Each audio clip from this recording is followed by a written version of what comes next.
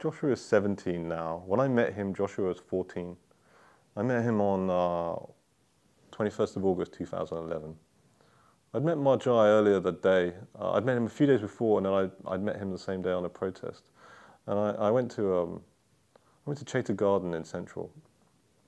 There was Joshua, a few friends, kind of the usual suspects of the pro-democracy movement. And they were, singing a Beyond song and, a few of the other sort of pro-democracy anthems that we all know and love. And but it wouldn't really seem to me to be this wasn't a significant protest in my mind. There was perhaps 100 people there, if you're being generous. And they marched up to the old government offices in Central. And now the very familiar chants of national education were being chanted. But it didn't seem, I was thinking, oh, this isn't really going to be anything interesting.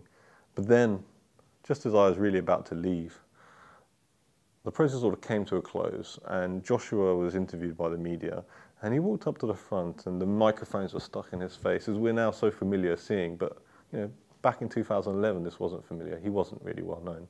Nobody. I mean, I think there'd been a tiny bit of media coverage of him, but it really wasn't. He wasn't a known person. And he was only 14, and he spoke eloquently. He spoke clearly. He argued so passionately. I knew that here was somebody I wanted to follow. He inspired me. He inspired me to want to tell his story, because I knew, maybe I didn't know what was going to happen in 2012, but I knew it was going to be something special. He didn't let me down. I have great affection for Marjai. He's a kid who has dedicated more of his life than many other people would be prepared to do.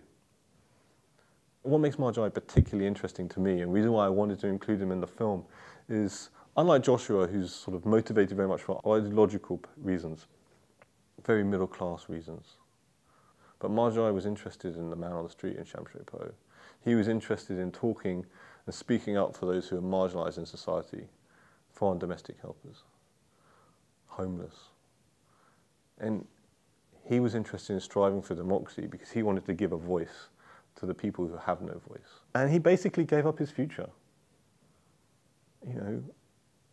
Most people wouldn't do that.